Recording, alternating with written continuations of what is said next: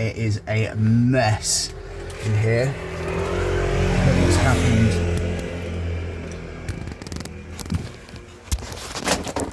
Plants all over the floor, money all over the floor, empty packet of baby wipes. No one wants to see that. Proper trashed.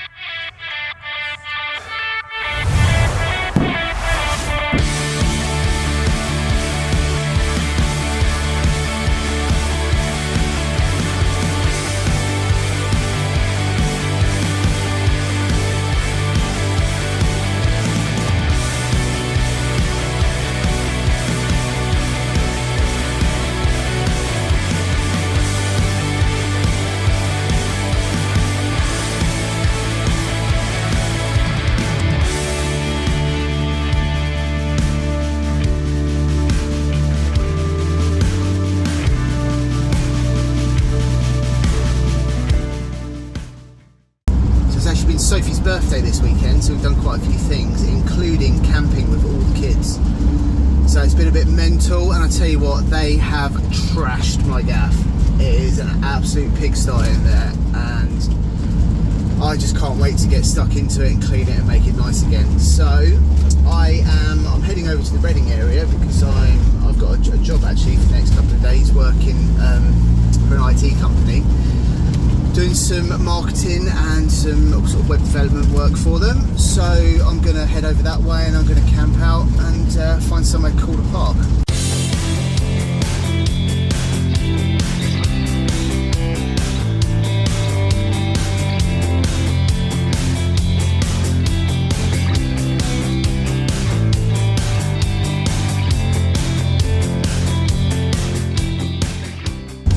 Driving through Windsor Great Park and it's stunning. It's such a nice afternoon, bordering evening. I reckon I'm going to find a really nice park up here. Probably not for the night. I'm not sure how van friendly it will be for an overnight here. Probably get moved along pretty quick. But saying that, there are no height restrictions. I've passed a couple of car parks which look quite ideal. Let's give it a go. Okay, awesome. Found a really cool park up. It is a car park. I can't see any signs for it, no overnights, but it's Windsor Great Park, so I'm pretty sure that I'll get a knock. But yeah, it's pretty cool place to chill out for a bit while I do a bit of van tidying and sort out all the mess that the kids have made in the van.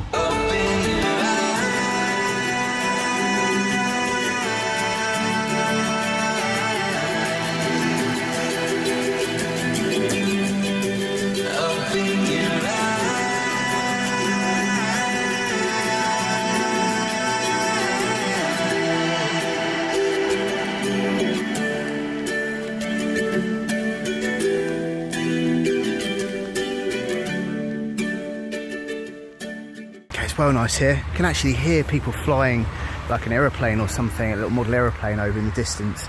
And on that note, I have spotted this. No drone zone, so I won't be getting my drone out. Guys, it's a well nice afternoon. Tempted to just go for a walk, let alone tidy up the van. Right, ready for this? I'll sleep in this tonight. Actually worse than I remember. Look, Nerf guns, money boxes falling on the floor, there's DVDs, even a plant on the floor. Okay, so I can't entirely blame the kids for all of that. We were staying on a farm and it was a very bumpy road leading up to where we stayed, so I think that explains the plant. But even so, there is sand everywhere. It kind of stinks a little bit like a farm as well in here. So I'm really looking forward to getting out the Febreze and just giving this whole place a big old once over. All day you climb and right back down the other side. How far will you go? With no guarantee you'll know.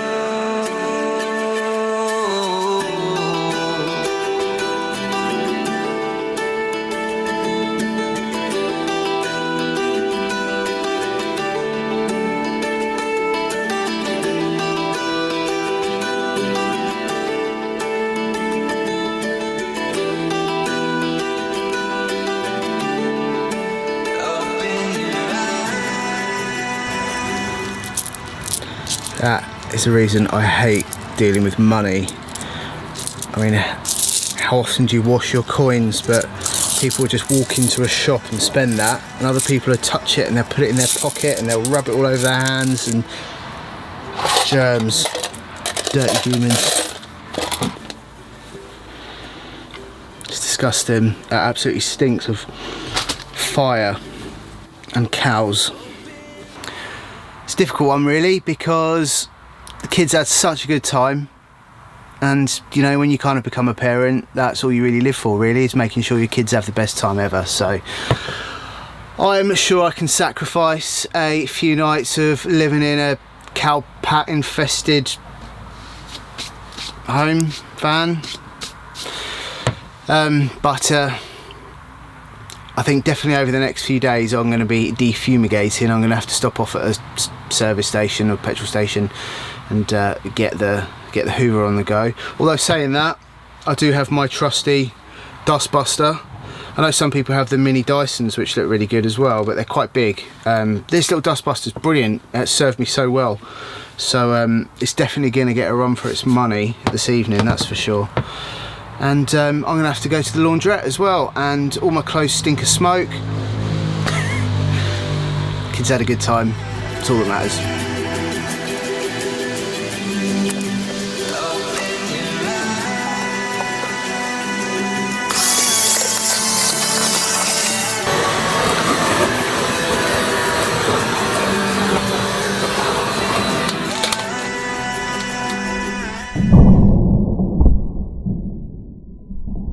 That's pretty much done in here now. I've got a little bit of washing up to do, although it's actually been washed, it's just been dumped in the sink, so just going to give that a bit of a wipe. I'm going to give the whole place a once over with some baby wipes now.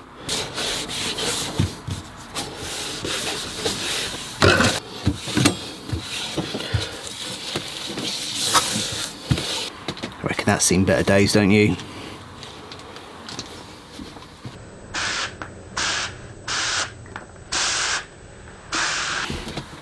Fresh. So now I've made it so much fresher in here. I'm really looking forward to getting cozy this evening. Don't know, I might watch a movie. I was planning on doing some work, but let's see.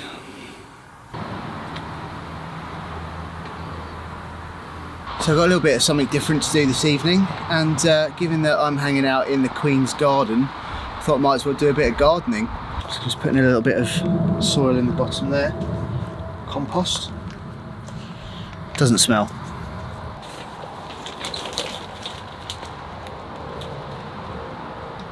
What I'll do is I'll get some water in a minute and push all that down.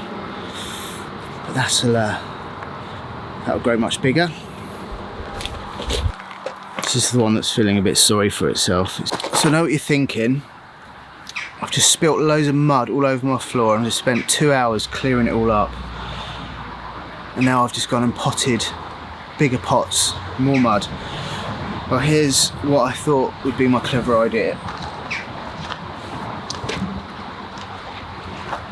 I just brought a tray and I've put some double-sided sticky pads on here. I'm going to stick that to my window ledge, and these aloe vera will sit happily in there. And there's even room for a cheeky little basil plant in the middle. Okay, so now it's time for the star of the show. My tomato plant. I love the smell of that, it's good. So I've gone with this tomato, which is called a pear drop tomato. So it says a highly decorative pear-shaped bush tomato with a particularly good flavour. So it should grow about 30 centimetres. It's exceeding that already. 40 centimetre spread. I think there'll be enough for them, and if I keep trimming it, it should be okay. So position warm and sunny for the heaviest and tastiest crop. Protect from any frost. Well, frost will be a problem because it's right by the door, but let's see how we get on, shall we? It's a bit of an experiment because it doesn't exactly say suitable for camper vans. This is the bit where I make a right mess. Yeah, there's the mess.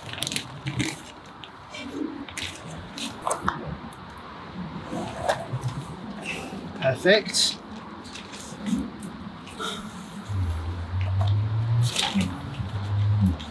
Do you know what? I really am going to make a proper mess here, so I am going to move to the floor. That's one thing I've noticed as I'm getting older. Not grunt a lot. Okay.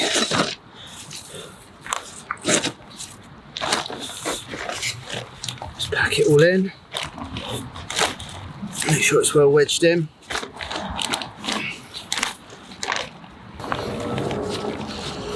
So I'm just going to water these, and when I say these I mean the other ones as well that I've just done.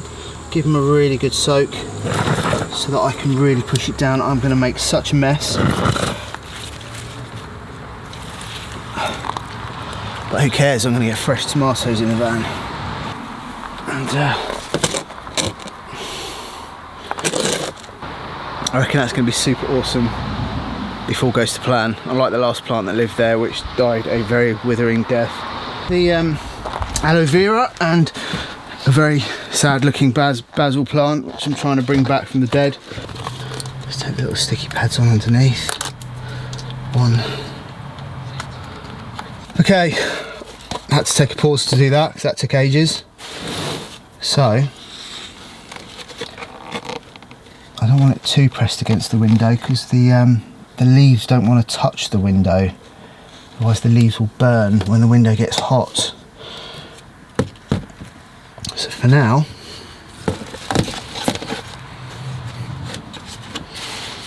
that's my little area. I like to have green around. I like to have the live plants. I mean, I do have fake plants in here, but I like to have the real ones, especially the herbs as well. It's really nice to just cook with them. I mean, this one, this is my favourite at the moment, but it's dying. I'm trying so hard to keep it alive. I've only just got it. It's a red Shiraz basil. It's so strong. It smells really good, and yeah, I've got a recipe in mind which may well go in handy with those tomatoes that I've got. The process you have to go through before you get moving in here is crazy. Just you tend to park up for even just a couple of hours somewhere, and everything comes out and everything's on the work surface, and the second you drive away, if you forget to put things away, well, you saw what it was like when I started earlier, it just goes everywhere. So I'm ready to get moving. Right, it's time to get out of here.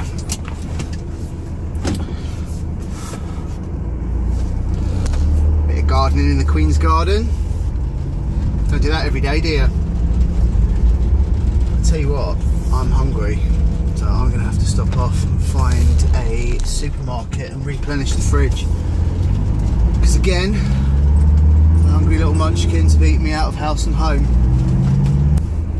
Do you know what? I've just had a really good look around, and there is no signs to say anything about overnight parking at all here. You know what I said earlier, you probably will get moved on, but it doesn't say anything about overnight parking. It'd be interesting to drive back this way, maybe late at night, and just see what's going on.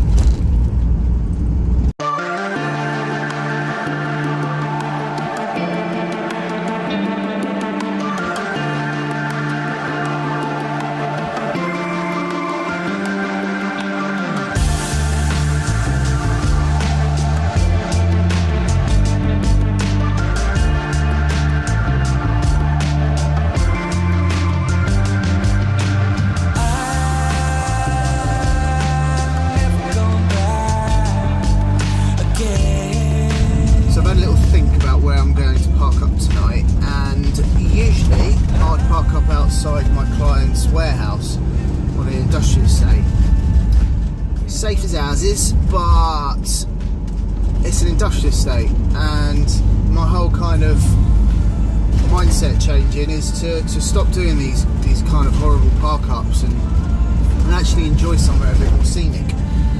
So I've had a little look. I've had a look on Park for Night, and there's a few places around. There's a pub called the Flowing Springs, which looks quite nice. But I've opted for a church. I don't know how I feel about parking up outside a graveyard, but I've quite often looked and seen that there's pretty good parking at churches, and I think it'd be left alone. I don't know. It looks like it's going to be a really nice sunset tonight. The clouds look really dramatic, and for some reason I've just got this vision in my head of the church, the red sky, and the dramatic clouds. Yeah, I don't know. It just I've got the vision in my head, and I think I've just got to go for it and give it a go.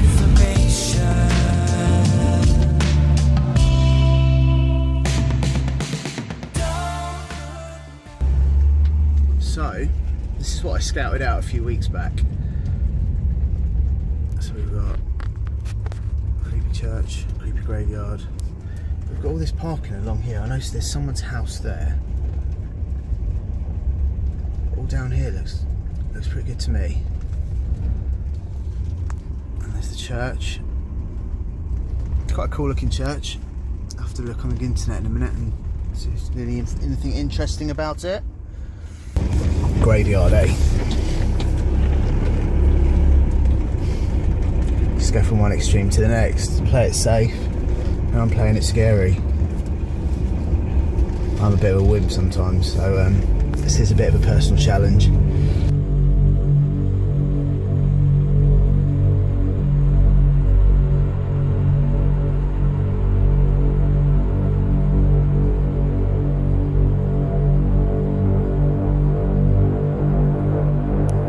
So basically, as I pulled up, instantly one of the local residents had come out and sort of asked if I'm lost and shown a bit of caution.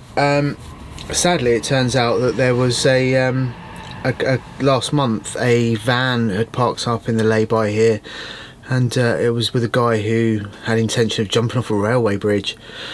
Very sad. And this guy himself actually ended up calling the police, and they had the mental welfare team come out, and yeah, there's a bit of a story there. But so he said he was just a bit concerned, and he saw a van.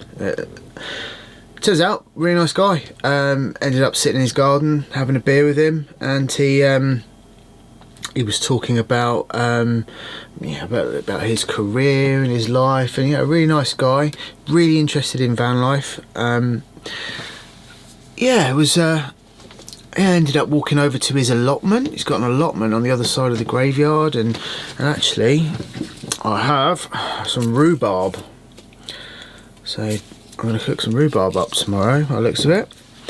But anyway, yeah, it was really nice. So that's why I kind of shot off really quickly. I did want to do a little tour of the graveyard, but it's dark now. And on that note, I did come back, and I was going to do a little bit of research just to check the age of this church and everything.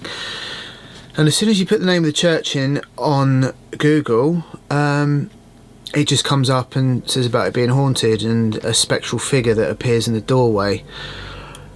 And I'm parked right outside it. So, am I nervous? I don't know if I am, but I thought I would be. I thought it would freak me out actually, but the lights are on and I'm talking to a camera, so it's almost like I've got a bit of company. I suppose when the lights go out and I'm in bed, just lying there, I might feel differently. I don't know yet. But yeah, apparently this jogger was early hours of the morning and was taking a picture of the church with all the lights, and you got this spectral figure in the doorway, and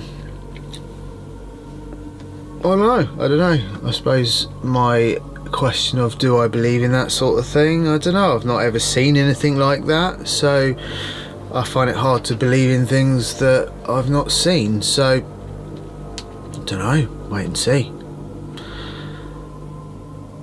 If I can pluck up the courage to peep out the window.